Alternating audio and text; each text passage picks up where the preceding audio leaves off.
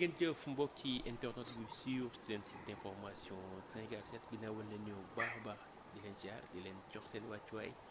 di am mbégte bu rëy nag ak kontante fas yéene leen defal li nga xamante ne mooy spécial débriefing war cee ànd ak avec notre consultant bi nga xamante ni moo ngi nekk depuis Paris muy doyen Assane Sène ñu fas yéene leen faram fàcceel li nga xamante ni moom mooy la victoire du Sénégal 5-0 face à l'Irak. doyen Assane ñoo ngi lay nuyu bu baax a baax di la ziar di la jox say wàccuwaay di la dalal suñu site d'information Sénégal 7. maa ngi lay fay Pape Ibrahima maa ngi nuyu internautes yëpp maa ngi gis sa large sourire bi ça veut dire que victoire bi rëy na 5-0 c'est bien c'est une large victoire et c'est ce qu'il fallait donc à part loolu nag su loolu weesoo ñu jéem a seet vraiment naka la ñuy jàngatee prestation bi naka la ñuy analyser match bi ak na la ñuy projeté woo ci kanam fi ñu jëm suba. bien keroog maa ngi la naan mbégteeg ba neex nga ne ma non tey mbégteeg ba neex amul mais tey moom kontaan nañ parce que suñu gaynde yi tey wane nañ seen bopp daal di gagné 5-0 Irak alors ban jàngat nga ñu mën a defal tey ci victoire suñu gaynde yi tey. bon déjà Pape pour nga commencer. li tubaab di wax on était dos au mur. tey moom leneen mënul woon am. il fallait que nga gagné. il fallait que nga gagné largement. bon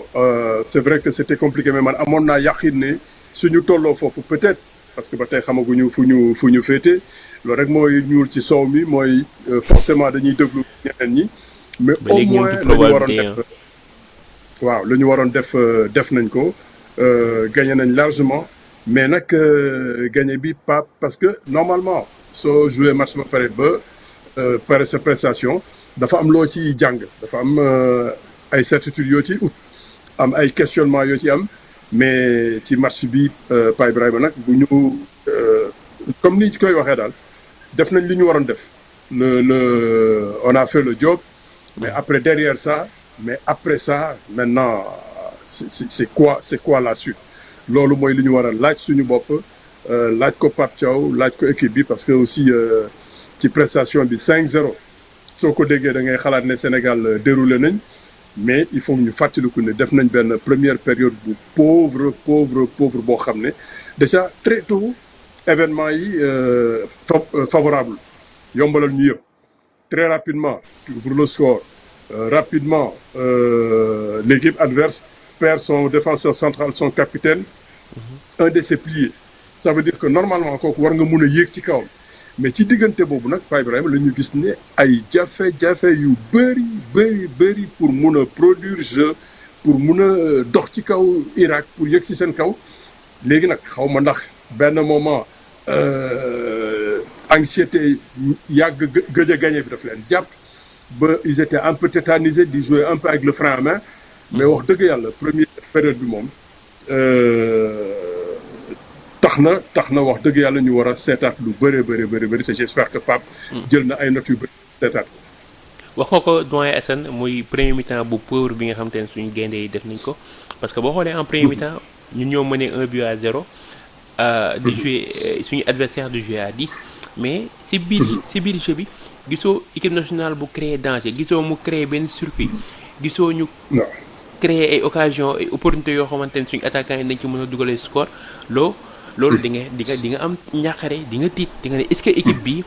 même bu génnee est-ce que mën na def dara mais ñu gis en deuxième mi-temps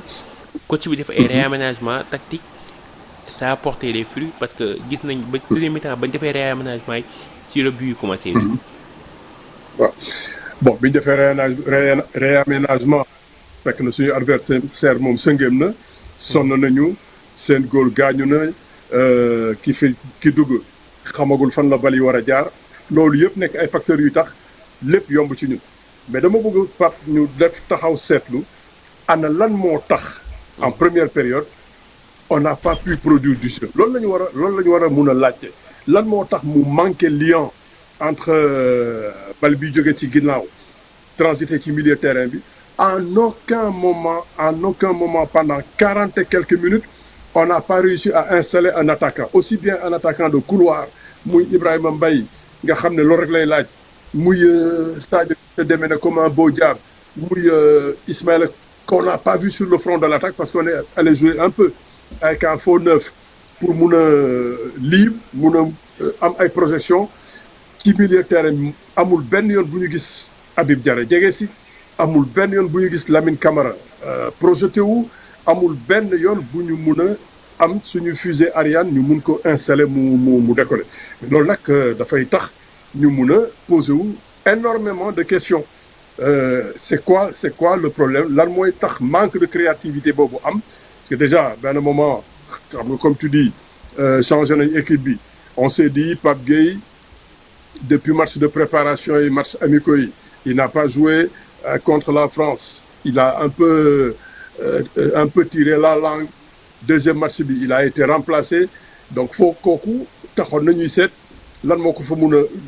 mun a remplacer pour andi leneen mais ñi ñu andi tey amul benn yoon kenn ku ci mun a tax nga ne dootoo jouer loo Pape Gueye ba en plus ñu def nag moom mu dugg si en seconde période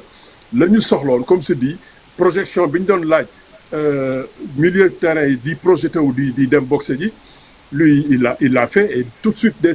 sa première balle il a montré que il devient incontournable donc man sama problème rek mooy la question qu'on doit se poser et qu'on pose à Pape Thiaw pourquoi en première période on a eu énormément de difficultés à produire du jeu ça c'est mais doyen Sène lan nga jàpp ni en premier point équipe bi lan moo taxoon mu am mooy cassure entre le milieu et l'attaque ba mënul am connexion. waaw parce que moom laa lay wax lien boobu dafa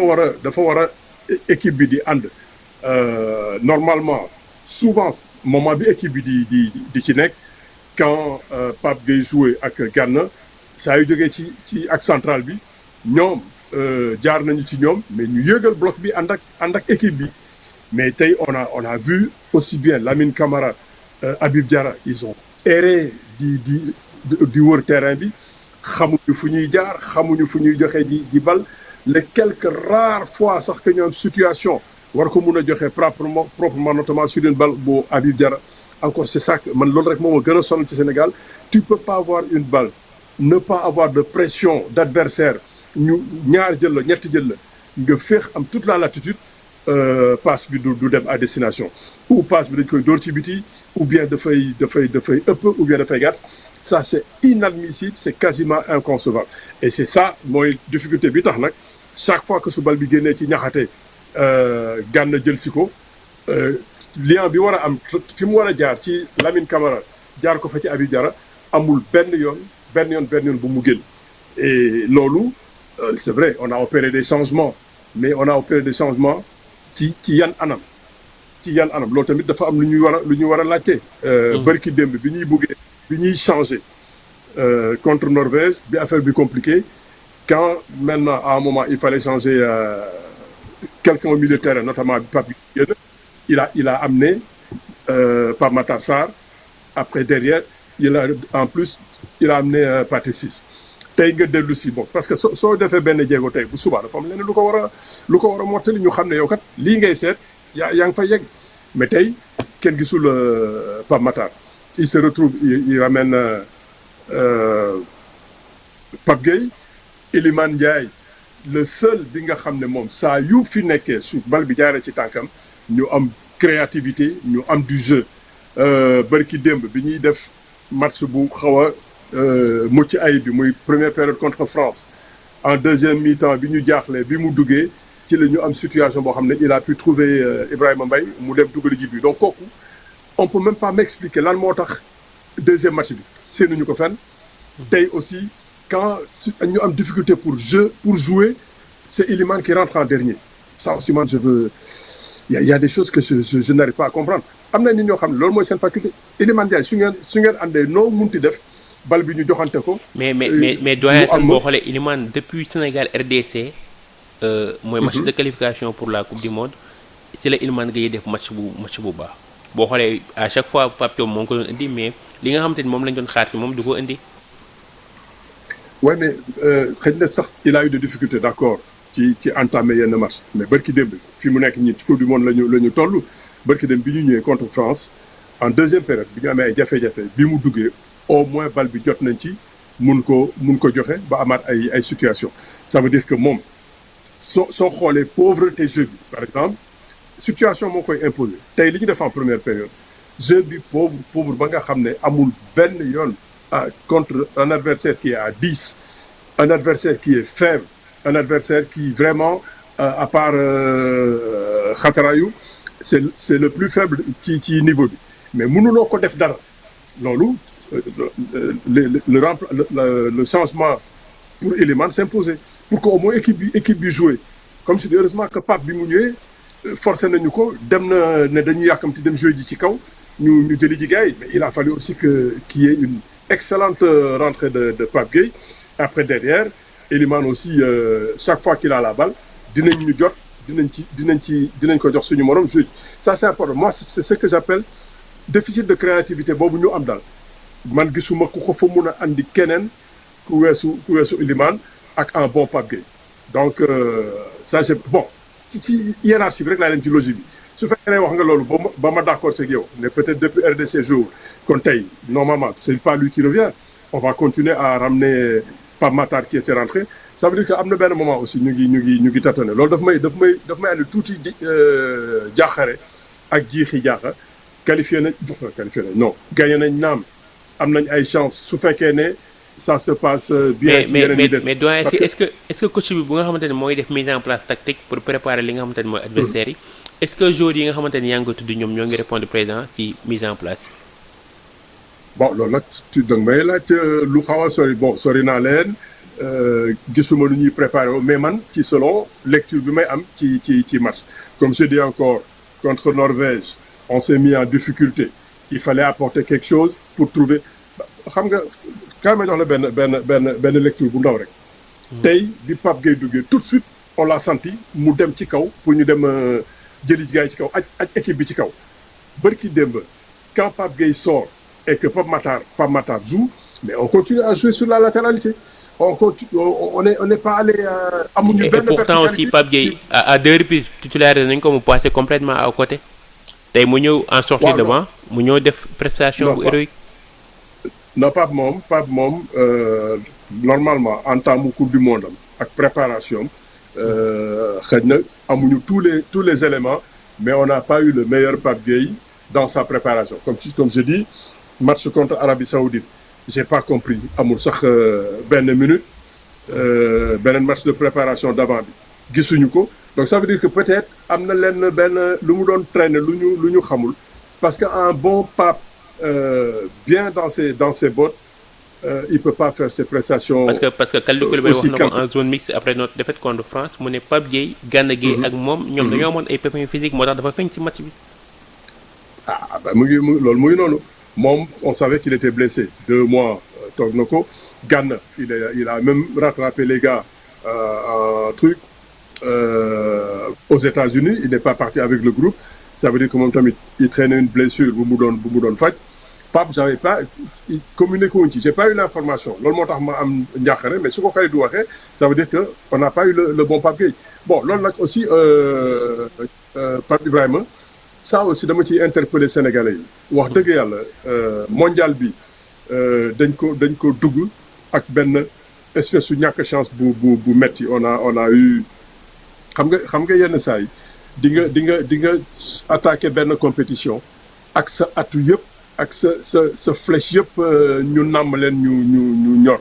mais mondial bi on l'a entamé vraiment avec beaucoup ay tolof yu bëri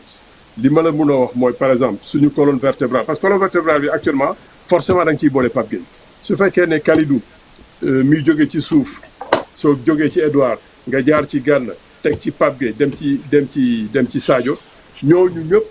amuñu leen bi ñuy entamé mondial bi comme ni ñu leen amoon bi ñuy démarré CAN loolu nag yenn saay c'est les dieux du foot qui sont pas avec toi et loolu tam dafay tax aussi sa production di xaw a doy waar te loolu ñun duñ ci bàyyi xel dañuy ñëw rek xool résultat bi tout de suite war a dal fi ñu dal il faut ñu jàpp ne mondial bi ak beaucoup de difficultés lañ ci dugg xëy na mun na am nag difficulté résorbée su fekkee ne Pape li mu wane tey ça veut dire que moom mu ngi retrouver boppam bon Sadio persiste on insiste xaw ma lan moo tax sax de temps en temps Pape du ko may fraîcheur même tey ci matchu tey bi benn moment tam tonton sonn na. parce que y a un moment donné du match à la 80e minute de jeu da ngay sentir ni Sadio mi il ne peut pas jouer. non il est cuit. non à 4-0 génneel Sadio mu soufflé ñu mu nooy yaxeeti ñu am chance war a attaqué ci benn 16e boo xam ne on aura besoin de lui mais dafay dem ba jeex. dem ba jeex ba sonn ba vraiment il est après sur le retour ndax jom je bëri na bonne volonté bi bëri na yéene bi bëri na mais loolu tam Pape moo koy liir parce que man am na lu ma sàcc sax ci benn moment am na benn dernier changement buy def j'ai presque sàcc naa benn regardu Sadio buy gestu pour xaw a laaj ndax damay ñëw wala non c'était pas lui donc bon loolu daal moo pour dire aussi que nañu ci duggoon ak tolof yu bëri yooyu mun nañ nag ci avancée mondial bi ñu retrouver suñu benn fraîcheur retrouver suñu benn sérénité parce que ba léegi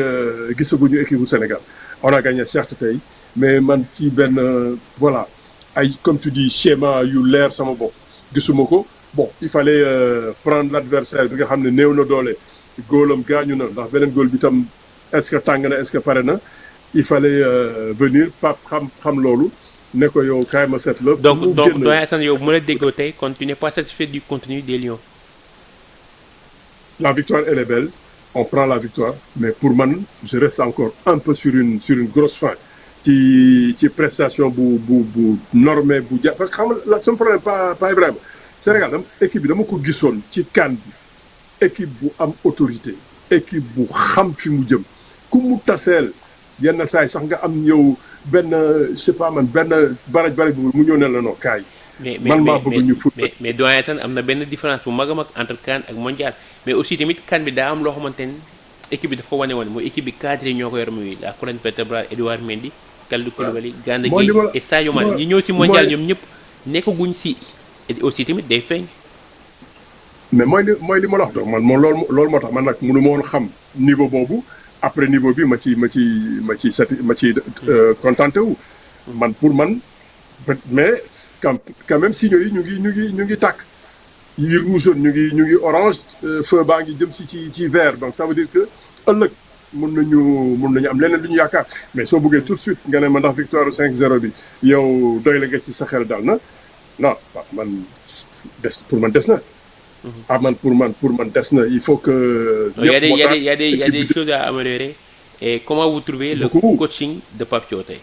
est-ce que il a pris ses responsabilités fi nga xamante ne moom lañ doon xaar. mais il était obligé Pape Ibrahima il était dos au mur affaire bi tey leneen amul woon wasin ba dem tool il fallait qu'il prenne ses responsabilités il fallait qu'il opère des changements bon malheureusement comme je dis. la ñu matt bàyyiwuñu trop Ablaye Seck qu'on amène parce que Koulibaly on ñëpp ne nañ sonn na affaire bi jafe na ci moom Ablaye il a été là mais il a tiré la langue moom tam la mu gënee pare Koulibaly bi dul tout ce temps-là il ne jouait pas jàmbaar la wax dëgg yàlla ñëw na très tôt au moins teg équipe bi ci rang yi rapidement maninam corner moom il faut que mu fekke ko même su dee sax Habib Diarra moom mujj mottali mais Ablaye Seck a eu beaucoup de mérite il a fait une excellente première période très solide très costaud mais malheureusement il sort un peu j'ai l'impression qu'il sort sur une petite blessure est-ce que ñàkk rythme beeg ñàkk suuf bi tam jàpp ko mais bon nañ jàpp rek ne wax dëgg yàlla dem nañu ci mondial boo xam ne dañ ciy dugg ak fekk ñu am ay tolof yu bëri il faut aussi rassurer les Sénégalais ñëpp tiitoon nañ parce que tàmmuñu woon ñàkk Edouard Mendy bon je dirais que en face il y a pas grand-chose mais Mori a été serein le peu bi ñëw ci moom prise yi wóor na relance yi gaaw na concentration bi mot na tu sens que il est dans le match il est dans la lecture il est dans le jeu bettuñu ko benn yoon juumul benn yoon et ça c'est de bon augure même moom par rapport ak moom ça peut lui donner une grosse satisfaction pour mu continuer bon il y a encore un truc que j'avais jamais compris comme tu me diras sori nañ ci tanière bi ba dañu xam au quotidien bi Ismaël Jacobs pour Pape Malick Diouf El Hadj Malick Diouf ba tey je reste sur ma faim au niveau du milieu comme je dis encore la ñu bëggoon pour ñooñu wane ne Pape Gueye manque de fraîcheur ñoom nañu andi fluidité pour relation bi gaaw on a fait le pari du changement on a changé mais la première période bi ñu def tax na changement yi taxul tamit man yaakaaruma ne Pape am na ay certitudes yu mu gis ci première période. donc milieu bi nga xamante ne tey moom moo départ muy Gana Gueye Habib Diarra ak Lamine Camara kon trouvé woo benn équilibre ci ñoom.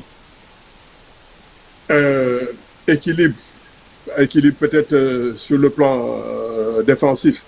Ils avaient une bonne présence une grosse activité mais après benn moment aussi liant bi ñu leen di laaj pour ñu fexe ñu toucher attaquants yi bu baax mais par exemple nee naa la joué nañ pendant 45 minutes attaquants yi yónni wuñ ci kenn mu dem marché Ibrahima Mbaye ñetti bal yi ñëw ci moom ou c'est pas précis ou c'est pas juste ou dafay obligé décrocher ba presque suñu deuxième tiers déparé foofu obligé dem di dribbler ji ñeenti nit mais loolu tam même lu mu nekk xale mu dem c'est pas ça Sadio a été rarement trouvé Ismaïla moom gisuma benn yoon boo xam ne nee nañ ana suñu avançant nañ la passe nga dem je pense que la seule fois bi mu commencé en seconde période mooy benn bal bu ñu piégé gars yi jël ko Habib Diarra fixé ba baax jox ko biir surface bon il s'est contenté de peu d'heures mu dal ci kaw góol bi mais en première période y a pas eu ça. Mais Isma dañuy ñëw sur le cas de Ibrahima Mbaye tant réclamé par les chroniqueurs par les observateurs par les supporters tey ñu titularisé ko contre Irak mais Ibrahima Mbaye bi nga doon xamante moom lañ doon gis en sortie de banc ak Ibrahima Mbaye tey bi nga xamante ne moom lañ titularisé c'est diamétralement opposé est-ce que tey jii nii prestation bi nga xamante ne Ibrahima Mbaye def na ko en premier mi-temps satisfaire na. Pas Ibrahima man. Je fais partie des gens yi nga xam ne depuis le début saa yu ma ne Ibrahima Mbaye ma ne bàyyi leen ko fi mu nekk Ibrahima Mbaye il donne une grosse satisfaction chaque fois qu'il sort du banc Ibrahima Mbaye attaquant de rupture la Ibrahima Mbaye il a besoin d'espace moom taxem la yore day dem rek maintenant débuter un match espace yi amul lépp tëju lan la ci Ibrahima Mbaye di def xamaguñu ko woon moo tax man suñ ma toppoon même malgré coow li am malgré défaite yi Ibrahima Mbaye toujours je l'aurais mis sorti de banc la preuve tey on l'a amené mais il y a pas d'espace comme je dis les milieux n'ont pas apporté ce qu'il fallait pour mun ko jox bal yoo xam ne ci dernier tiers bi nga xam day def benn course rek yegg si bal yëpp il a fallu mu jëli ko à plus de 35 mètres 40 mètres am ñett yoo xam ne da ngay dem jaar fii génn fële il a toute la bonne volonté mais on n'a rien à lui reprocher on était pressé Ibrahima Mbaye il est encore très jeune il est en train de parfaire sa formation il a d'excellentes qualités à son âge mu dugg ak lu niveau bi métti saa yu duggee andil la safara mais saa yi def leen ndànk fa mu nekk ñu koy utiliser noonu ñooñu xam nañ lu tax bon la preuve ñëpp réclamé nañ ko léegi maintenant ñëpp ngi noonu moi je préfère Ibrahima Mbaye en sortie de banc que Ibrahima Mbaye que j'ai vu démarrer aujourd'hui bon heureusement en seconde période j'étais même pas d'accord pour mu génn en seconde période bi espace yi commencé na andi ñeenti centre di joxe bal yi bon pourquoi le changer maintenant après à ce moment lui sa jeunesse sa fraîcheur ça veut dire qu'il soit fatigué mais comme il fallait faire jouer un peu Iliman pour ne pas perdre tout le monde là heureusement le coaching il est gagnant Iliman rentre marque reprend la confiance Pape Gueye rentre marque 2 buts jëlaat encore moom tamit confiance donc moi je pense que globalement sur le plan du coaching dos au mur Pape a fait un coaching gagnant mais encore une fois je veux quand même un peu plus wax dëgg yàlla je veux un peu plus et comment vous trouvez les performances de Ismaïla Sarr 3 matchs 3 buts ak ni nga xamante ni moom la ko Pape Thiaw di utiliser ci mondial bi comme attaquant au niveau axial. waaw tey la joué attaquant de pointe bon lui aussi si tu juges sa prestation ci par rapport ak première période bi amul benn yoon bu ma gis Ismaïla amul benn yoon peut-être xanaa ci benn centre bu qui était destiné à Ibrahima Mbaye mu un peu yàkkamti xëccoo ko mais pendant toute une première période j'ai pas vu des appels tranchants de Ismaïla je lui ai pas vu ouvrir des brèches, attaquer espace bi dem songi ji gars yi. Il était lui aussi dans cette voilà, dans cette je sais pas tohu bohu ci entre milieu terrain bi ak attaquant bi ba moom munoo juger prestation parce que en première période l'équipe n'a pas produit du jeu. Donc en première période gis kan nga gisuloo quasiment kenn ci ginnaaw y avait pas beaucoup de boulot. Les quelques rares fois sax que benn circuit am na benn circuit bu ñu am boo xam ne su jógee ci axe bi à gauche ñaxate avancé tuuti normalement y a un milieu qui décroche, y a le latéral qui prend la ligne. Sadio mooy génn dellu si intervalle dugg ci digg bi ñu jaar ci moom pour mun a toucher arrière bi mu génn. Là au moins essayé nañ ko 2 ou 3 fois côté boobu mu génn mais sans être très très efficace. ci bu mel noonu lu ñu am ba après Ismaïla Jakobs am na fa situation devant le but mais il n'y a pas trop cru moom tamit daf ko fa fekk rek xamul lu muy war a def ci renor bal Sadio était obligé de se démener appuyer ci kenn forcer ñaar ñett ba bi muy dugg ci surface bi il perd ses appuis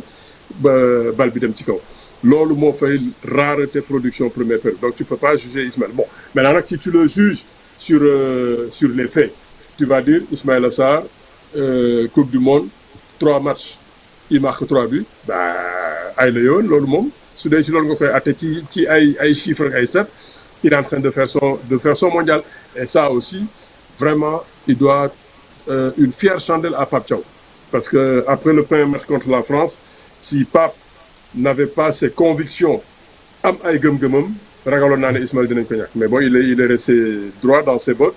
et il a permis à Ismaël de revenir mais je pense aussi qu'il peut encore beaucoup mieux faire moi aussi. 3 matchs 2 victoires ak 3 matchs 2 défaites ak benn victoire. Quels sont les 6 buts encaissés et 8 buts marqués? Quels sont les enseignements à tirer sur les 3 matchs? Tu parles des chiffres. Si tu parles de chiffres, bon, 6 buts encaissés, c'est quand même beaucoup. 6 buts encaissés pour une équipe qui a des ambitions dans ce mondial, ça veut dire que tu es en train de rater ton mondial. Maintenant, comme nag yàlla waxul kenn dara, là, on est, je sais pas, jusqu'à tout de suite avant ñeneen ñi di jouer, on est 5e parmi les 8 meilleurs 3e. Ça des na ñeneen ñi war a jouer après ñu xool. Maintenant, si ñu jógee ci loolu nag, il faudra quand même retrouver une certaine solidité parce que il faut avoir une bonne assise défensive déjà balaa ngay def ji leneen. Les buts qu'on prenait, on en a beaucoup pris sur des erreurs individuelles. Tey bon, peut-être l'adversaire aussi ne nous a pas poussé ci suñu dernier retranchement yi pour ñu mun a sax jaaxle mais voilà, merci pour le tableau. Sénégal 5e en attendant ñeneen ñi di jouer. Il faudra retrouver une certaine solidité. Pas vraiment daal. Le Sénégal peut se qualifier cette nuit, doyen Assane, si wow. Égypte et l'Espagne gagnent aujourd'hui. Wow. Donc, normalement, l'Espagne, ils doivent gagner. Parce que déjà, ils sont encore à la porte de fusil. Et ñoom ñëpp ku ci nekk war nga mën a sécuriser sa première place pour chercher un adversaire moindre. am naa yaakaar ne peut-être normalement Espagne bi moom tamit qui retrouve un bon Lamine Yamal war na mun a gagner bon voilà léegi foofu dañu toll il faut que ñu nuit blanche jonkoon ci matchu jàmbur yi xool fu ñu jëm lañ toll de waaw loolu yëpp mënoon na ñàkk mais encore une fois rek mun naa ko nangu ne mondial bi dañ ci dem ak benn un peu waaw xaw ma nu ma ko war a waxee ci olof moom la tubaab bi benn skumun bu ñu topp. mooy benn cat non loolu cat la. voilà benn cat moo ñu topp ba suñu colonne vertébrale rëq suñu colonne vertébrale bu juboon xocc ñu mocc ko mu taxaw je te jure pas Ibrahima doon nañu qualifié ji très tôt et suñu nawle yi duñ ñu tutoyer mais comme jeexagul. te wax dëgg yàlla un lion peut tey bi ñu nekkee dos au mur def une première période assez quelconque ba ñu dellu si ñëpp xam nañ ne amatuñu jot loolu la booy fële wakaam lébu yi di wax xalaat ñàkk amatuloo temps di xalaat da ngay dem rek. Heureusement merci Pape Gueye qui nous a vraiment tiré vers le haut. Merci aussi Elimane pour sa rentrée. Merci aussi pour l'excellente volonté de Sadio qui n'a pas arrêté. Malheureusement c'est même dommage à un moment il s'est xalaat na dafa war a forcer dafa war a gën a rey boppam te benn moment après jaratu ko comme verrou bi sauté woon na ba dara mun na xew bon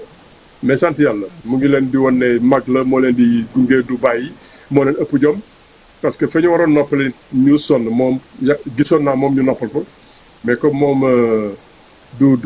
ko daw du ko jooy eh ben tant mieux bon quand je dis nag que match bi ñu def tey pour man des na lu bëri mais ça veut pas dire que match bi ça andi na ay signaux yu baax yoo xam ne suñ ci sukkandikoo xam ne kat on revient de loin et ku rëcc ci noyade war nga mun a góorgóorlu je pense que war nañu mën a def nag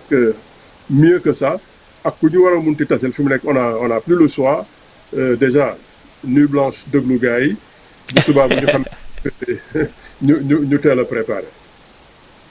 Alors doyen Assane l'émission tire à sa fin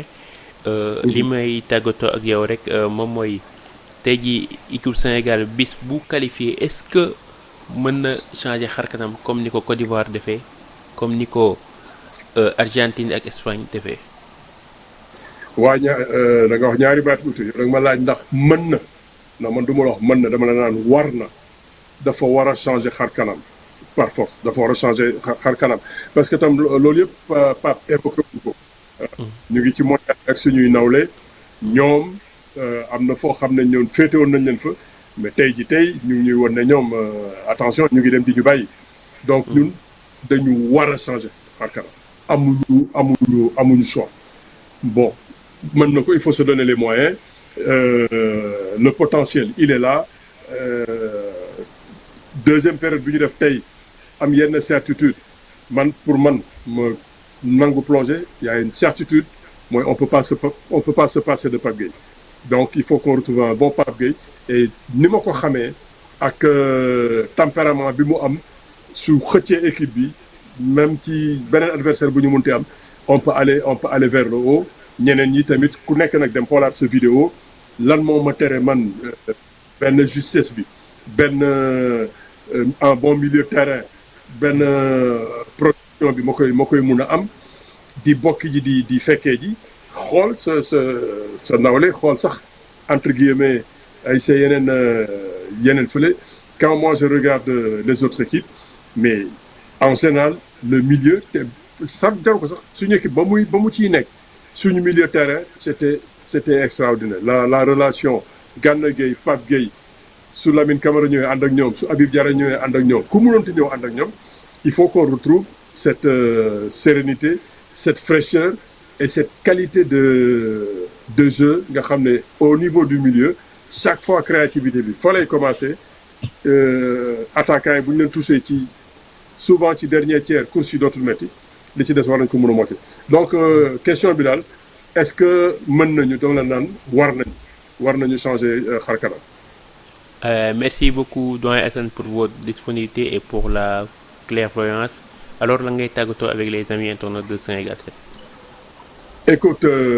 na ñëpp gëmaat waxoon naa leen même su méttee bu ñu teel a xarat bu ñu teel a sànni xeer football dafa doy waar dafa compliqué te dafa am loo xam ne nag aussi Pa Ibrahima dafa am ñoo xam ne dañ leen ameel njukkal ak lu munti xew fañ ñu jëlee démb. lañ ñu defal démb war nañu mun a góorgóorlu ba duñ leen sànni léegi nag ko ñëpp gëm man gëm naa ne li ma gis tey Pape Gueye andi ñi toog ci banc bi xool nañu def manquement yi suñu continuer suba xëy na dañ ci mun a wax ba xam ban adversaire la ñuy am wala fii ak gannaaw suba je pense que war nañu mun a defaat benn 16e bu gën a correct ñaari match yi passé normalement léegi moom montée en puissance yi ñu war a def jëm ci kanam corriger yenn manquement parce qu'il y a eu beaucoup de manquements ñu corriger leen même première période bi victoire bi te bu mu tax ñu gëm nañu analyser première période bi jàngat ko bu baax def lu gën la ñu def en première période booleeg la ñu def en deuxième période je pense que bu ñu ko defee war nañu def match yu correct et puis dem jege ji suñu adversaire na ci ñëpp jàpp daal ñëpp gëm ko le lion n'est pas mort le lion vivra ce soir. na ci rek jàpp na ko ñëpp gëm ñu daal di ànd veillé tey daal di décrocher li nga xamante ni moom mooy suñu qualification pour les 16e de finale. Ça c'est un plaisir mu nekkoon seen émission jàngat avec notre consultant doyen Assane Sène depuis Paris gis ngeen analyse yu pertinent analyse yu pointu yi nga xamante ni moom la leen di jox ñu wax nag nañ wéy di ñaan nañ fanaanoo ñaan ba Sénégal daal di décrocher li nga xamante ni moom mooy sa qualification pour les 16e de finale mu nekkoon seen émission ñi nga xamante ni moom mooy les internautes de Sénégal 7 di nuyu bu baax a baax Ismaïla bi nga xamante ni moom moo nekk ci technique bi di leen jox di daje ba ëllëg.